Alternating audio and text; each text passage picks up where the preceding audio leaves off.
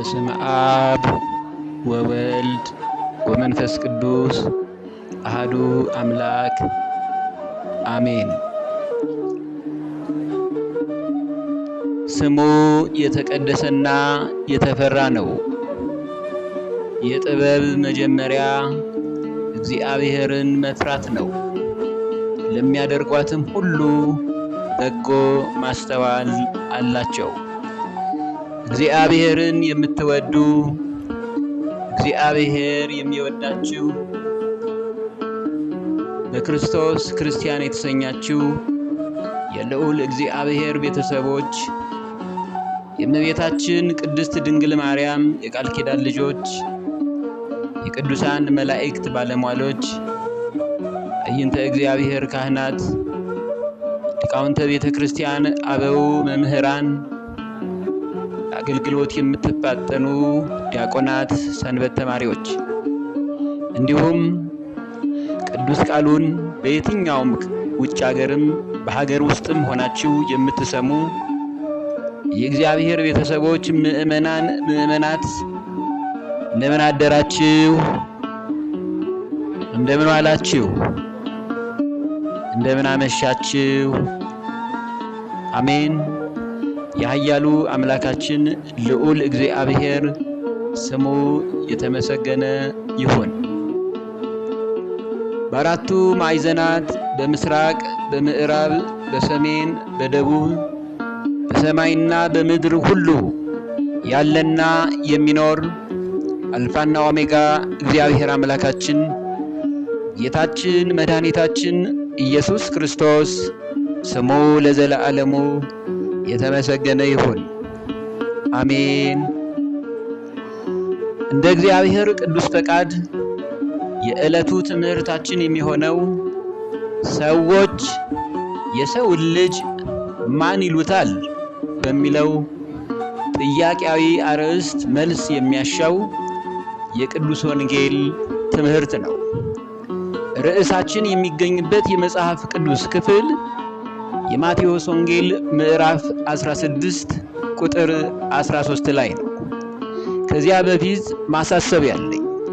እስካሁን ድረስ መጽሐፍ ቅዱስን ገልጠን የምንመለከተው አሁን በታተመው መጽሐፍ ቅዱስ ሳይሆን በ1980 ዓመተ ምህረት እንደ ኢትዮጵያ አቆጣጠር ብፁዕ ወቅዱስ አቡነ ተክለ ሃይማኖት ባሉበት ዘመን የታተመውን መጽሐፍ ነው የምናነበው። መጽሐፍ ቅዱሱ የምናየው እርሱን ስለሆነ አሁን ከታተመው መጽሐፍ ትንሽ ይሄኛው ረቀቅ ብሏል። ቁጥሩንም በውስጥ አስገብተውታል። ይሄን የምናገረውንና እዛ በተለያየ አይነት መንገድ ትንሽ የተለየ አይነት ነገር ይታያልና ያንን ይሄም የኢትዮጵያ ኦርቶዶክስ ተዋሕዶ ቤተክርስቲያን መጽሐፋችን ነው። እኔ ግን እያየሁ ያለሁት የ1980 ስለሆነ ምናልባት እናንተ ሄዳችሁ ለማረጋገጥ ስትፈልጉ ብታጡት ሌላ ነገር አይደለም። ያንን የ80 ያህዱ መጽሐፍ ቅዱስን የ1980 ዓመተ ምህረት መጽሐፍ ቅዱስ ነው የማነበው። ይህንን ቀድማችሁ እንድታውቁ ለማለት ነው። ቃለ በቃል ቅድሚያ ቅዱስ ወንጌሉን እናነባዋለን፣ እንሰማዋለን። የጌታችን መድኃኒታችን ኢየሱስ ክርስቶስ ቅዱስ ወንጌል ሐዋርያውና አገልጋዩ ቅዱስ ማቴዎስ እንደጻፈው የማቴዎስ ወንጌል ምዕራፍ 16 ቁጥር 13 ከ13 እስከ ቁጥር 18። ኢየሱስም ወደ ፊልጶስ ቂሳርያ አገር በደረሰ ጊዜ ደቀ መዛሙርቱን ሰዎች የሰውን ልጅ ማን እንደሆነ ይሉታል ብሎ ጠየቀ። እነርሱም አንዳንዱ መጥምቁ ዮሐንስ፣ ሌሎችም ኤልያስ፣ ሌሎችም ኤርምያስ ወይም ከነቢያት አንዱ ነው ይላሉ አሉት። እርሱም እናንተስ እኔን ማን እንደሆንኩ ትላላችሁ አላቸው። ስምዖን ጴጥሮስም መልሶ አንተ ክርስቶስ የሕያው የእግዚአብሔር ልጅ ነህ አለ። ኢየሱስም መልሶ እንዲህ አለው፣ የዮና ልጅ ስምዖን ሆይ በሰማያት ያለው የአባቴ መንፈስ እንጂ ሥጋና ደም ይህን አልገለጠልህምና ብፁዕ ነህ። እኔም እልሃለሁ አንተ ጴጥሮስ ነህ፣ በዚህች ማለት ላይ ቤተ ክርስቲያኔን እሰራለሁ፣ የገሃነም ደጆች አይችሏትም፣ የመንግሥተ ሰማያትን መክፈቻዎች እሰጥሃለሁ። በምድር የምታስረው ሁሉ በሰማያት የታሰረ ይሆናል፣ በምድርም የምትፈታ ሁሉ በሰማያት የተፈታ ይሆናል አለው። ቃሌ ከሚያልፍ ይልቅ ሰማይና ምድር ቢያልፍ ይቀላል አለ ጌታ ለደቀ መዛሙርቱ። ይሄ ነው ሰዎች የሰው ልጅ የተባለውን ጌታችን መድኃኒታችን ኢየሱስ ክርስቶስ ምን ይሉታል? በዚያ ዘመን በእነርሱ የልቦና ግምት ኤልያስ ነው፣ ኤርምያስ ነው፣ ከነቢያት አንዱ ይሆን ወይ ይላሉ። ወይ ሊቀ ነቢያት ቅዱስ ሙሴንም እንደማለት ነው። ግን ትክክል አልነበረም። ዛሬም ልክ በዚያ ዘመን የጠየቀውን በፊልጶስ ቂሳርያ የጠየቃቸውን አባቶቻችን ሐዋርያት እንደተጠየቁ እኛም በዚህ ዘመን እንጠየቃለን። እስከ ዓለም ፍጻሜ ድረስ ነው ይሄ ቅዱስ ወንጌል የሚነገረው። አሁን ያሉት ክርስቲያኖች የሰው ልጅ የተባለውን ኢየሱስ ክርስቶስን ምን ብለው ያምኑታል? ምን ብለው ይቀበሉታል? የባህሪ አምላክ ነው ብለው ይቀበሉታል? ከሁለት አካል አንድ አካል ነው ብለው ይቀበሉታል? ከሁለት ባህሪ አንድ ባህሪ ያለው ብለው ይቀበሉታል? ይሄንን ነው። ወይስ ሁለት አካል ሁለት ባህሪ ይላሉ? ወይስ ፍጡር ነው ይላሉ? ወይስ አማላጅ ነው ይላሉ? ወይስ አልተወለደም፣ አይወርድም፣ አይወለድም ብለው ያምናሉ? እንደገናም እግዚአብሔር የለም ብለው የሚሉ አሉ። እነርሱ አንድኛቸውን ሄደዋል። አሁን ግን እንዲህ ብለው የሚያምኑትን ሰዎች እኔን ምን ብላችሁ ነው እናንተ የምታምኑኝ ብሎ ደግሞ መልሶ እርሺ ሰዎችስ ስለ ሰዎች ነገራችሁኝ። ስለ ሰው ማውራት ቀላል ነው። ራሳችን ስንጠየቅ ግን በጣም ይከብዳል። ድንገት ነው ግን እግዚአብሔር መንፈስ በውስጡ ገብቶ ሊቀ ሐዋርያት ቅዱስ ጴጥሮስ አፈ ጉባኤ ሆኖ የአባቶቻችን ሐዋርያትንና የሚከተሉትን ሁሉ መስመር ቀጥ አድርጎ እንዲይዝ አደረገ። አንተ የሕያው የእግዚአብሔር ልጅ ነህ አለው። ይህ ማለት ምንድን ነው? ከባህሪ አባትህ ከአብ ከባህሪ ሕይወትህ ከመንፈስ ቅዱስ አንተ እኩል ነህ። ምንም ልዩነት የለህም። እግዚአብሔር አብ ልብ ነው። እግዚአብሔር ወልድ ቃል መነጋገሪያ ነው።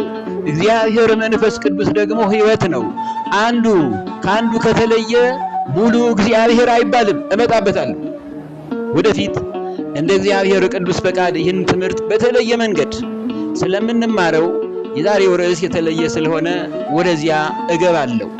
በዚህ አሁን ባለንበት ዘመን ሰዎች የሰው ልጅ ማን ይሉታል? ከጆሆባ ዊትነስ እጀምራለሁ። ጆሆባ ዊትነሶች ኢየሱስ ክርስቶስን ፍጡር ነው ብለው ያምናሉ። ይህን እምነት የመሰረተው በ1870 ዓመተ ምህረት ቻርልስ ራስል የሚባል ታዋቂ ሰው ነው። አስቀድሞ ግን ያመነጨው ይህን ክህደት አርዮስ ነው። አርዮስ ስሙ ፀሐይ ነው ትርጉሙ፣ ግን ግብሩ ጨለማ አድርጎታል። እግዚአብሔር ክርስቶስን ፈጣሪ ሆኖ ሳለ ፍጡር ብሎታልና በዚህም ምክንያት በ325 ዓመተ ምህረት በወቅቱ ለነበረው በአፈ ጉባኤው ዲያቆን ቅዱስ አትናቴዎስ መሪነት ኋላም ፓትርያርክ ሆኗል። 318ቱ የዓለም አብያተ ክርስቲያናት ሊቃውንት በአንድነት ሆነው ስላወገዙት ቀጥተኛይቱ እምነት ተለይቷል። በዚያም ምክንያት ኦርቶዶክስ የምትለዋ እምነት ተመሰረተች። ቀጥተኛ እምነት ናት ነው። ይህንን በሌላ ጊዜ የምንመጣበት ነው። ጉባኤውም የኒቅያ ጉባኤ በመባል ይጠራል፣ ይታወቃል። አርዮስ ኢየሱስ ክርስቶስን ፍጡር ነው በማለት ከመጽሐፍ ቅዱስ እንደ ማስረጃ የተጠቀመው መጽሐፈ ምሳሌን ምዕራፍ 8 ቁጥር 22 ነው። ምን ይላል? እግዚአብሔር የመንገዱ መጀመሪያ አደረገኝ፣ በቀድሞ ሥራው መጀመሪያ ይላል። በቀድሞ ሥራው ሲል ሰማይና ምድርን ሲፈጥር እኔን በመጀመሪያ ከፈጠረ በኋላ በእኔ ደግሞ ሰማይና ምድርን ፈጠረ አለ። ሎት ስብሐት። እግዚአብሔር ክርስቶስ ራሱ ፈጣሪ ነው። ዝቅ ቢል ኖሮ አርዮስ ክህደት ውስጥ አይገባም። ዝቅ ቢል ቁጥር 23 ላይ ወረድ ቢል ቁንጽል ነገር ይዘን እግዚአብሔር ክርስቶስን እምነታችንን አንሸርሽር። አስተዋይ ሁኑ ክርስቲያኖች። መጽሐፍ ቅዱስን በእግዚአብሔር ፍቅርና በጾምና በጸሎት እንጂ የሚነበበው እንደማንኛውም መጽሐፍ ቅዱስ አይደለም። እስከ ስሙ እኮ መጽሐፍ ቅዱስ ማለት የተለየ መጽሐፍ ማለት ነው። ከዚህ ዓለም የተለየ በመንፈስ ቅዱስ ከብሉይ ኪዳን 33 32 እንዲሁ ከአዲስ ኪዳን 8 ጸሐፍት አብረው በአንድነት 40 ቅዱሳን የጻፉት ነው። በእነዚህ ቅዱሳን ላይ አድሮ የጻፈውን መጽሐፍ እንደው ዝም ብሎ ማንበብ በራሱ ድፍረት ነው። አንዳንዶችም እኮ ጫት እየቃሙ እያነበቡት ነው። ከኦሪት ዘፍጥረት እስከ ዮሐንስ ራእይ ማንበብ ጀምሮ ራእይ ላይ ሲደርስ ያበደ ሰው በአካልም አውቃለሁ። ስለዚህ መጠንቀቅ ያስፈልጋል። ከጥንት ከዘላለም ነው የሚለው ቁጥር 23 ላይ መጽሐፈ ምሳሌ ጀምሮ ከጥንቱ ከዘላለም ጀምሮ ተሾምኩ ምድር ከመፈጠሯ አስቀድሞ ነው የሚለው። ቀላያት ገና ሳይኖሩ እኔ ተወለድኩ ሳልበልጠው ሳላንሰው ከባህሪ አባቴ ማይክሮ ሰከንድ ሳላንስ እኔም ሳልበልጠው ተወለድኩ። የውሃ ምንጮች ገና ሳይፈልቁ ተራሮች ገና ሳይመሰረቱ ከኮረብቶች በፊት እኔ ተወለድኩ። ከባህሪ አባቱ ከአብ ቅድመ ዓለም ያለ እናት ኢየሱስ ክርስቶስ ተወልዷል። ድህረ ዓለም ከ5500 ዘመን ፍጻሜ በኋላ የሰው ልጅን ለማዳን ኢየሱስ ክርስቶስ ያለ አባት ከእናቱ ከእመቤታችን ቅድስት ድንግል ማርያም ተወልዷል። ኢየሱስ ክርስቶስ ሁለት ልደት አለው። አንዱ በሰማይ ያለ እናት የተወለደው፣ በምድር ያለ አባት የተወለደው የሰው ልጅ ለማዳን ከድንግል ማርያም ከስጋዋ ስጋን ከነፍሷ ነፍስን ነስቶ በተዋህዶ የከበረው አምላክ ልደቱ ሁለት ነው። ለዚህ ነው ሳዊሮስና ባስልዮስ ከ318ቱ ሊቃውንት በሁለት ልደት እናምናለን ያሉት። ይሄንን ሳያይ አርዮስ ከዳ። በእውነት የአርዮስ ክህደትን ሊቃውንተ ቤተ ክርስቲያንም እንዲህ ይመልሱታል። በእግዚአብሔር አብና በእግዚአብሔር ወልድ በእግዚአብሔር መንፈስ ቅዱስ ዘንድ ልዩነት የላቸውም። መቅደም መቀዳደም፣ መከተል መከታተል፣ መብለጥ መበላለጥ፣ ማነስ መተናነስ የለባቸውም። ይህንን ነው ማወቅ ያለብን። አርዮስን የሚመስሉ ጆሆባዊ ዊትነሶችና ሌሎች ቤተ እምነት ወገኖቻችን ከመጽሐፍ ቅዱስ ኢየሱስ ክርስቶስ ፍጡር ነው ብለው እንደ ማስረጃ የሚጠቅሱት ይህንን ነው። የማቴዎስ ወንጌል ምዕራፍ 26 ከቁጥር 36 እስከ ቁጥር 39 እንዲህ ይላል። በዚያን ጊዜ ኢየሱስ ከእርሱ ጋር ጌቴሰማኒ ወደምትባል ስፍራ መጣ። ደቀ መዛሙርቱንም ወዲያ ሄጄ ስጸልይ ሳለ በዚህ ተቀመጡ አላቸው። ጴጥሮስንም ሁለቱንም የዘብዴዎስን ልጆች ወስዶ ሊያዝን ሊተክዝም ጀመረ።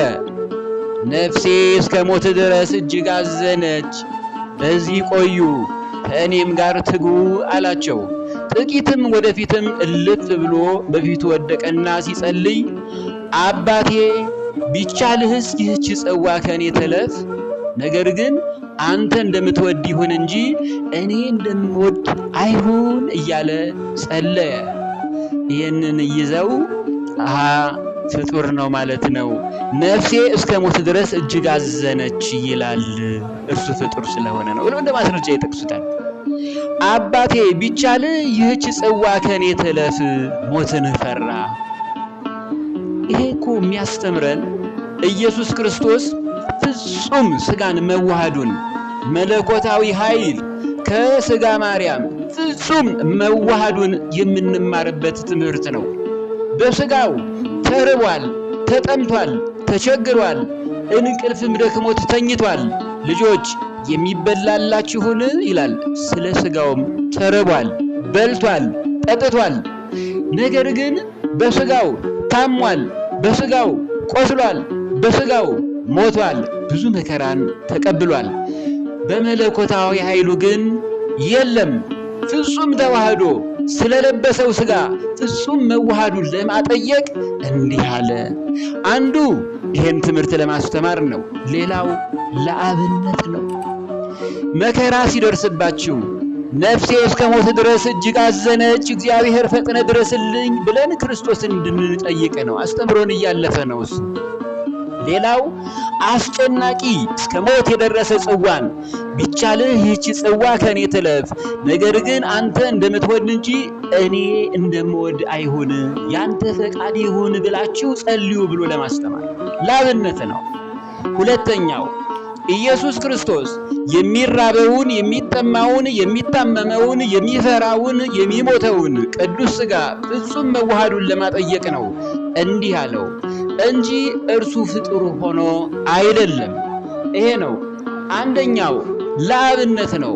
ይሄንን ከተማርን እስቲ ሌላውን ማስረጃ እንመልከት። ሌላው የጆሆባ ዊትነስና የተከታዮቻቸው ኢየሱስ ክርስቶስን ፍጡር ነው ብለው ከመጽሐፍ ቅዱስ እንደ ማስረጃ የሚያቀርቡት የማቴዎስ ወንጌል ምዕራፍ 27 ቁጥር 46 ነው። ይህንንም ከቅዱስ ወንጌሉ እንመልከተው። በ9 ሰዓትም ኢየሱስ ኤሎሄ ኤሎሄ ኤሎሄ ላማ ሰበቅታኒ ብሎ በታላቅ ድምፅ ጮኸ። ይህም አምላኬ አምላኬ ስለምን ተውኸኝ ማለት ነው። አምላኬ አምላኬ ስላለ ለካ ፍጡር ነው። ይህም የቅዱስ ወንጌል ክፍል ሊነግረን የፈለገው ትምህርቱ አምላኬ አምላኬ ስለምን ተውኸኝ ያለበት ምክንያት ስለ 3 ነገር ነው። አንደኛው የአዳም አባታችንን ጩኸት ለማሰብ ነው። አዳም አባታችን ከ5500 ዘመን ፍጻሜ በኋላ መጥቼ አድንሃለሁ አለው። ያን ቀን ጠበቀው? የለም። 500 ዘመን ጠበቀው? የለም። በቃል መሰረት እመጣለሁ ብለኸኝ ነበር። 5 ቀን ተኩል ማለት 5500 ዘመን ነው። ነቢየ እግዚአብሔር ቅዱስ ዳዊትም ሊቀ ሐዋርያትም ይህን ነገር ተናግረውታል። በእግዚአብሔር ቀን አቆጣጠር 1 ቀን እንደ 1000 ዓመት ነው፣ 1000 ዓመት እንደ 1 ቀን ነው ብለዋል። ያንን ነው እርሱ የጠበቀው በቀናት ነው። እርሱ የጠበቀው በነገረው መስሎት ነው። የእግዚአብሔር ቀን አቆጣጠርና የሰው ልጅ ቀመር ይለያያል። ይሄንን ነው በዚህ አዳም ተወይ ማለት ነው እያለ በሲኦል ውስጥ ሆኖ ይጮህ ያለቅስ ነበረ። የአዳምን ጩኸት ለማሰብ አዳምን ሁለተኛው አዳም ሆኖ የመጣ ሊያድነው ዘሩን ሊያድን የመጣ መሆኑን የአዳምን ጩኸት ለማሰብ ሲል አዳምን ለማሰብ አምላኬ አምላኬ ስለምን ተውኸኝ አለ። እርሱ በሲኦል ሆኖ አምላኬ ምነው ተውከኝ ብሎ ይጮህ ስለነበር ነው። ሁለተኛው ላብነት ነው። አርያ ሊሆነን ነው። መከራ ሲደርስባችሁ፣ ጭንቅ ሲወርድባችሁ አምላኬ አምላኬ ለምን ተውከኝ ብላችሁ ጸልዩ ማለት ነው። ከ33 ዓመት ከ3 ወር በኋላ ኢየሱስ ክርስቶስ ወደ ሰማይ ያርጋል። ከዚያ በኋላ ይሄ ቅዱስ ወንጌል አባት ነው፣ ፈጣሪያችን ነውና እርሱን እንድንማጸን የሚያስተምርበት ትምህርት ነው። ሶስተኛው ለአቅርቦተ ሰይጣን ነው። ዲያብሎስን በመስቀል ላይ ሆኖ በመጨረሻዋ ሰዓት ኤሎሄ ኤሎሄ ላማ ሰበቅታኒ ብሎ ሲጮህ ዲያብሎስን ለማቅረብ ነው። ዲያብሎስ በምድር ላይ ክርስቶስ እያለ በሥጋ ማርያም ተገልጦ እያደገ ትልቅ ሆኖ 30 ዓመት ሆኖት ከተጠመቀ በኋላ 3 ዓመት ከ3 ወር ሲያስተምር በምድር ሲመላለስ በመዋዕለ ሥጋዌው ጎባጣ ያቀና ነበር፣ ዕውር ያበራ ነበር፣ ለሙፃንን ያነጻ ነበረ፣ ድውያንን ይፈውስ ነበረ፣ ሙታንን ያስነሳ ነበረ፣ ብዙ በረከትና ጸጋንን ያደርግ ነበረ። በዚህ ዲያብሎስ አምላክ ነው እንዴ ይላል። እንደገና ደግሞ ሲራብ ያየዋል፣ ሲጠማ ያየዋል፣ ሲደክም ያየዋል። በተለይ በቀራንዮ በራስ ቅል ስፍራ ብዙ ድካሞችን አስተናግዷል። በመጨረሻም አምላኬ አምላኬ ስለምን ተውከኝ ሲል ለካ ፍጡር ነው እንዴ ብሎ ነፍሱን ይዞ ወደ ሲኦል ለመወርወር ሲመጣ በጥቂቱ ክርስቶስ ኃይሉን ክብሩን ገልጦለት አወከኝ አለው። እርሱ በእባብ አድሮ በእባብ ላይ አድሮ አዳምና ሔዋንን ከገነት አስወጥቶ ለ5500 ዘመን ምድረ ፋይድ መከራ ውስጥ እንደከተታቸው እርሱም በደከመ ሰው ላይ አድሮ እግዚአብሔር እኛን አዳነን። ዲያብሎስንም በዘበዘው፣ ሲኦልንም ነፃ አደረጋት። ዲያብሎስን ወደ እርሱ ለማቅረብ ነው። ሲጨነቅ በነፋስ አውታር ሲወጥረው በሳት ዛንጅር ተቆጣጠረው። ያን ጊዜ በሲኦል ያሉት ነፍሳትን ውሰድ፣ እኔን ልቀቀኝ አለው። የእርሱ ሞት መጨረሻ ገሃነመ እሳት ስለሆነ እርሱ ወደ ሲኦል ሸኝቶ በሲኦል ያሉትን ነፍሳት ሁሉ በዘበዛቸው። እግዚአብሔር እንዲያደርጉ ነው አዳምንና ዘሩን ነፃ ሰይጣንን ወደ እርሱ ለማቅረብ ነው። እስከዚያ ድረስ ለማንም አትንገሩ እያለ ማንነቱን ይደብቅ ነበር።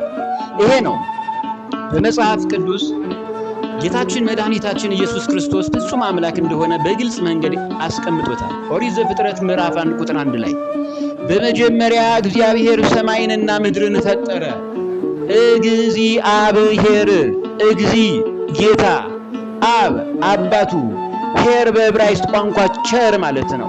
ቸርነቱ በመንፈስ ቅዱስ ይገለጣልና እግዚአብሔር ማለት መንፈስ ቅዱስ፣ ሄር መንፈስ ቅዱስ ነው። እግዚአብሔር ሲል የአንድነት መጠሪያ ስሙ ነው። በመጀመሪያ እግዚአብሔር ሰማይንና ምድርን ፈጠረ ይላል።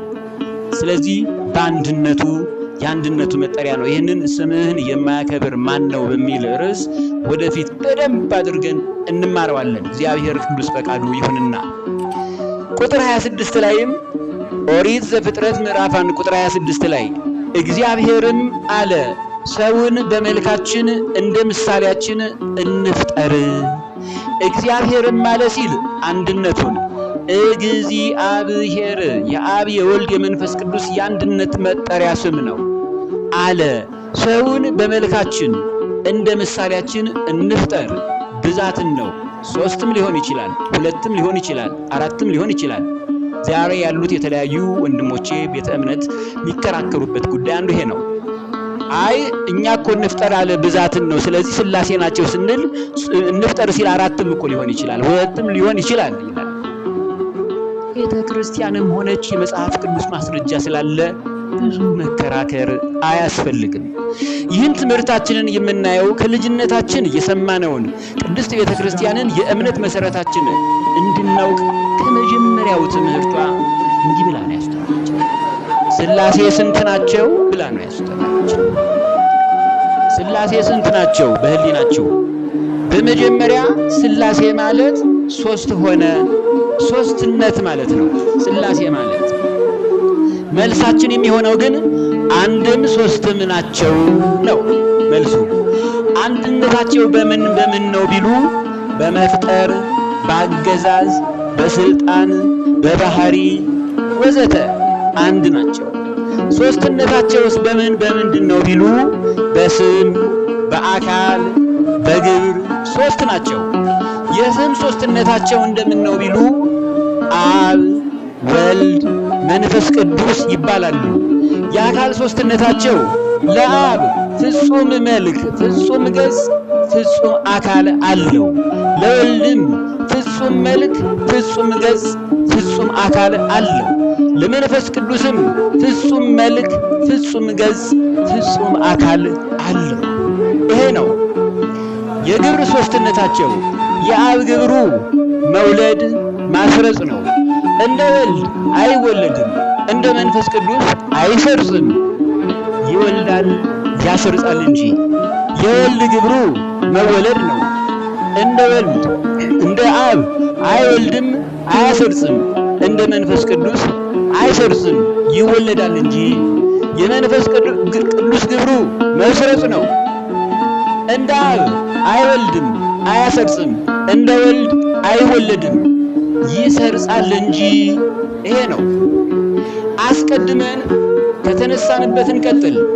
ኢየሱስ ክርስቶስ ፍጡር እንዳልሆነና ፍጹም አምላክ መሆኑን ከቅዱስ መጽሐፍ ደቀ መዛሙርቱን ያላቸውን እንስማ። የማቴዎስ ወንጌል ምዕራፍ 28 ከቁጥር 18 እስከ ቁጥር 19 ላይ እንዲህ ይላል። ኢየሱስም እንዲህ አላቸው፣ ስልጣን ሁሉ በሰማይና በምድር ተሰጠኝ። እንግዲህ ሂዱና አሕዛብን በአብ በወልድና በመንፈስ ቅዱስ ስም እያጠመቃችኋቸው ያዘዝኳችሁንም ሁሉ እንዲጠብቁ እያስተማራችኋቸው ደቀ መዛሙርት አድርጓቸው እንዳለ ማለት ነው። ወልድ ማን ነው? በአብ በወልድና በመንፈስ ቅዱስ በሥጋ ማርያም ተገልጾ ለአባቶቻችን ሐዋርያት ደቀ መዛሙርቱ ይሄን የወንጌል ቃል የሚነግራቸው ማን ነው? ወልድ ነው። እርሱ ወደ ሰማይ ይሄዳል። በአብ በወልድና በመንፈስ ቅዱስ ነው። ቃል ማለት ወልድ ማለት ነው። የሚናገረው ክርስቶስ ኢየሱስ ወልድ ማለት ነው። ታዲያ በአብ በወልድና በመንፈስ ቅዱስ ይላል። አብ ወልድ መንፈስ ቅዱስ በአንድነት እግዚአብሔር የሚባል የሦስትነት ስማቸው ነው። ኢየሱስ ክርስቶስ ፍጹም አምላክ መሆኑን የሚያስረዳልን ደግሞ ሌላው የመጽሐፍ ቅዱስ ክፍል የዮሐንስ ወንጌል ምዕራፍ 1 ከቁጥር 1 እስከ ቁጥር 2 ነው። እንዲህ ይላል፣ በመጀመሪያው ቃል ነበረ፣ ቃልም በእግዚአብሔር ዘንድ ነበረ፣ ቃልም እግዚአብሔር ነበረ ነው የሚለው። ድንቅ ነው። ቃል በመጀመሪያ ነበረ፣ ቃልም በእግዚአብሔር ዘንድ ሲል በእግዚአብሔር አብ በእግዚአብሔር መንፈስ ቅዱስ ቃል መነጋገሪያ ሆኖ ነበረ። ቃል ራሱ እግዚአብሔር ነበረ ነው ያለው። ይሄ ቃል ቁጥር 14 ላይ ቃልም ሥጋ ሆነ ጸጋንና እውነትንም ተመልቶ በእኛ አደረ አለ ወንጌላዊ ቅዱስ ዮሐንስ። በእኛ የሚለው እኛን ፍጡራንን የምትወክል ከፍጡራን ሁሉ በላይ የሆነች ንጽሕተ ንጹሐን ቅድስተ ቅዱሳን እመቤታችን ቅድስት ድንግል ማርያም ናት። በእኛ ሲል ከእርሷ ሥጋዋን ሥጋ ደሟን ደም አድርጎ ነፍሷን ነፍስ አድርጎ በተዋህዶ የከበረውን አምላክ ክርስቶስ ኢየሱስን ነው። ይሄ ነው እውነቱ። ተዋህዶነት ማለት ይሄ ነው። አብ ልብ ማለት ነው። ቃል ወልድ ቃል መነጋገሪያ ማለት ነው። ቃል ወልድ ማለት ነው። አብ ልብ ነው። ወልድ መነጋገሪያ ነው። መንፈስ ቅዱስ ሕይወት ነው። አብና ወልድ እያሉ መንፈስ ቅዱስን ፍጡር ካልን እግዚአብሔር ሙሉውን አይባልም። አብና መንፈስ ቅዱስ ብቻ ናቸው ያሉት። አሁን ጆባዊ ትንስ የሚያምኑት እምነት ነው። ወልድን ፍጡር ነው ካልነው ሙሉ እግዚአብሔር አይባልም። ስህተት ነው። ዲያብሎሳዊ ትምህርት ነው። ተመለሱ። እግዚአብሔር ቸር አምላክ ነው። መንፈስ ቅዱስም የእግዚአብሔር አብና የእግዚአብሔር ወልድ ሕይወት እስትንፋስ ነው። አብ ልብ ማለት ነው። የወልድና የመንፈስ ቅዱስ ምንድነው? ማሰቢያ ነው። ይሄ ነው። አንዱ ካንዱ ከተለየ ሙሉ እግዚአብሔር አይባልም። ይህንን የወንጌል ክፍል ሳስብ በአንድ ወቅት ዘ ኒው ቴስትመንት የምትል አንድ የሐዲስ ኪዳን መጽሐፍን እንግሊዘኛ ቋንቋ ላይ ነው፣ እኔ የለሁበትም እሱ ላይ በትክክል ግን ጆን ቻፕተር ነምበር 1 ላይ ቻፕተር 1 ነምበር 1 ላይ እንዲህ የሚል ቃል አለ። In the beginning was the word and the word was with God and the word was God ብሎ ቁጭ ነው ያደረገው። በመጀመሪያው ቃል ነበረ፣ ቃልም በእግዚአብሔር ዘንድ ነበረ፣ ቃልም እግዚአብሔር ነበረ ነው ያለው። ጽፎታል። እርሱም ላይ የተለየ ነገር የለም። ኢየሱስ ክርስቶስ ፈጣሪ ፍጡራን እንደሆነና ፍጹም አምላክ መሆኑን የሚያስረዳልን የመጽሐፍ ቅዱስ ክፍል የመጀመሪያው እንዲህ ይላል። ኤፌሶን ምዕራፍ 2 ከዚያ በፊት ወደ ሮሜ ሰዎች ምዕራፍ 9 ቁጥር 5 እንመልከተው። ክርስቶስ በሥጋ መጣ፣ እርሱም ከሁሉ በላይ ሆኖ ለዘላለም የተባረከ አምላክ ነው። ፍጡር አይደለም። ወደ ሮሜ ሰዎች ምዕራፍ 9 ቁጥር 5 ላይ ብርሃነ ዓለም ሐዋርያው ቅዱስ ጳውሎስ ለሮሜ ሰዎች የላከው መልእክት ነው የሚነግረን። ክርስቶስ በሥጋ መጣ፣ እርሱም ከሁሉ በላይ ሆኖ ለዘላለም የተባረከ አምላክ ነው አለ። እግዚአብሔር ይመስገን፣ ፍጹም አምላክ ነው።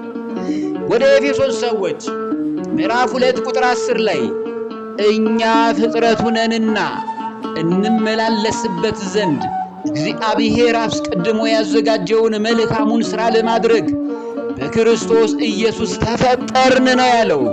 ኢየሱስ ክርስቶስ ፈጣሪ ነው፣ ፍጡር አይደለም።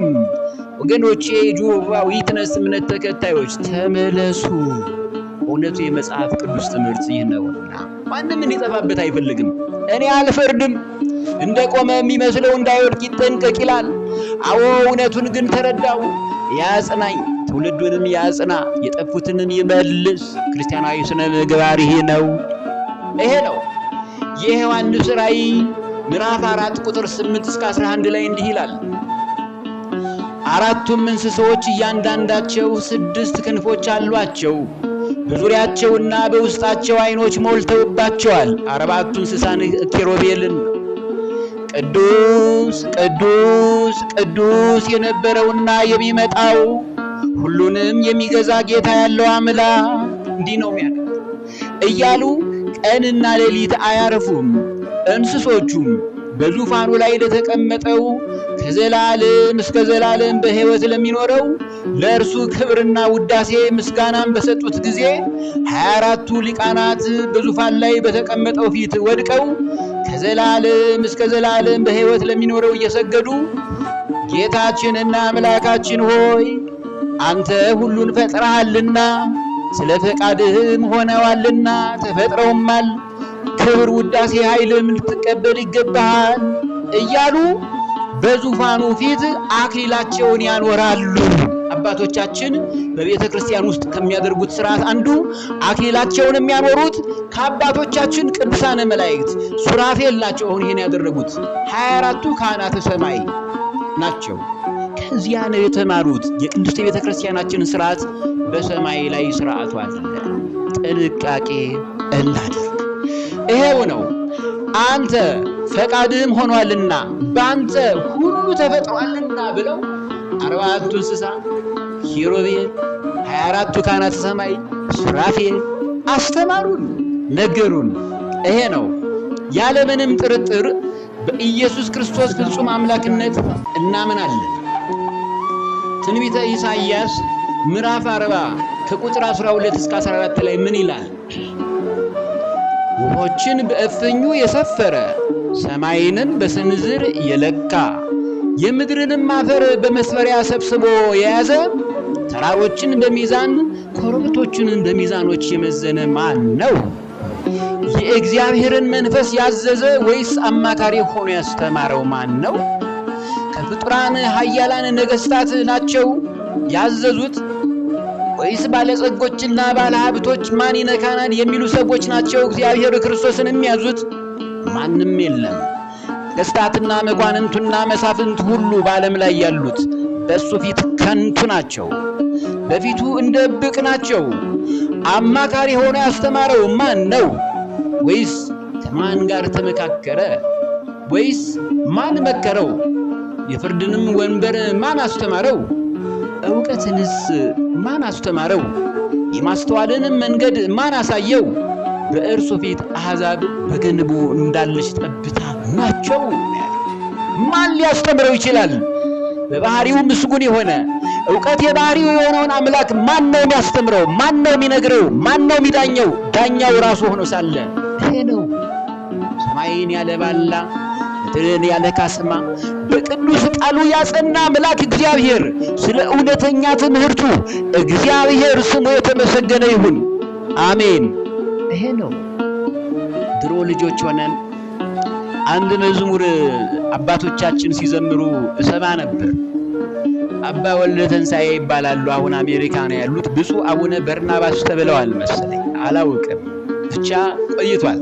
ልጅ ነኝ እና ሲዘምሯት ምሰማት ይችን ዝማሬ እንደው ራሴን ብዘምራት ደስ ይለኛል በጎልዳፋው አንደበቴ። ሰማይን የዘረጋ ምድርንም ያጸና፣ ሰማይን የዘረጋ ምድርንም ያጸና ሕያው አምላክ ኃያል ጌታ ያላንተስ ማን አለና? ሕያው አምላክ ኃያል ጌታ ያላንተስ ማን አለና? ሰማይን የዘረጋ መሬትን ያጸና፣ ሰማይን የዘረጋ ምድርንም ያጸና የጸና ሕያው አምላክ ኃያል ጌታ ያላንተ ማንና ሕያው አምላክ ኃያል ጌታ ያላንተ ማንና ሰማይ የዘረጋ ምድርን ያጸና ሰማይ የዘረጋ መሬትን ያጸና ሕያው አምላክ ኃያል ጌታ ያላንተስ ማን አለና ሕያው አምላክ ኃያል ጌታ ያላንተስ ማን አለና። ይኸው ነው ስለ መዝሙሩ። የእግዚአብሔር ስም የተመሰገነ ይሁን። አሜን። ለዕለቱ ዛሬ ትምህርቱን እዚህ ላይ እናቆየዋለን። ማሳሰቢያ ግን ይኖረኛል። ይህ ማሳሰቢያ የራሱ ምስጢራዊ መልእክት አለው። ጥንቃቄ አድርጉ፣ በደንብም አትኩራችሁ ስሙ። አሁን የተሰጠውን ትምህርት በንቃትና በትጋት ደጋግማችሁ እየሰማችሁ እውነተኛ የሆነውን ትምህርት ለሌሎች ክርስቲያኖች እንዲደርሳቸው በማድረግ የደቀ መዛሙርትነትን ተግባር ሐዋርያዊ ተልእኳቸውን ባለመታከት እንድትፈጽሙ ቅድስት ቤተ ክርስቲያን ታሳስባችኋለች።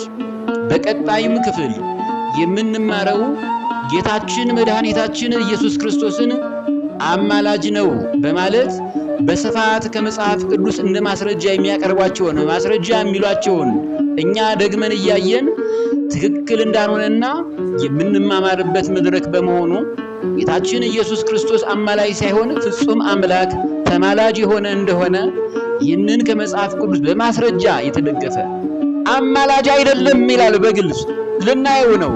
ስለሆነ ይህንንም ትምህርት ክርስቲያን የሆነ ሁሉ ሊሰሙት ስለሚገባቸው ትምህርቱ በዩቱብም ላይ በስፋትና በጥልቀት ስለሚለቀቅ እናንተም በንቃት እንድትጠብቁ ስል አሳስባችኋለሁ። እዚህ አጋጣሚ በቲክቶክም ላይ አጠር ተደርጎ ይቀርባል። ከዚያው ጋር አድራሻውም ሊንክ ተደርጎ እንድታወጡት በዩቱብ ተገናኝቷል። ከዚሁ ጋር በእምነታችን የማይመስሉን ወገኖቻችን የፕሮቴስታንት እምነት ተከታዮች፣ የሐዋርያት ኦንሊ ጂሰስ እምነት ተከታዮች፣ የሰቨንዴ አድቬንቲስት ቸርች አማኞች ወዘተ እናንተንም ወገኖቻችን ጭምር እውነተኛውን ትምህርት ከመጽሐፍ ቅዱስ ብቻ ማስረጃ አቅርበን ኢየሱስ ክርስቶስ አማላጅ እንዳልሆነ የምናሳይበት ነውና ቃሉን ለመስማት ከወደዳችሁ ጥሪያችንም እናንተን ጭምር ያካተተ በመሆኑ ቅዱስ ቃሉን እንድትሰሙላት ቅድስት ቤተ ክርስቲያን በፍቅርና በትህትና ጥሪዋን ታስተላልፋለች። ያስተማረን የመከረን ኃያሉ አምላካችን አዶናይ ጌታ ኤል ሻዳይ ሁሉን የሚችል አምላክ ጌታችን መድኃኒታችን ኢየሱስ ክርስቶስ ስሙ ለዘላለሙ የተመሰገነ ይሁን። ክብርና ምስጋናም ለእርሱ ይሁን። አሜን። ወስብሐት ለእግዚአብሔር። ይቆየን።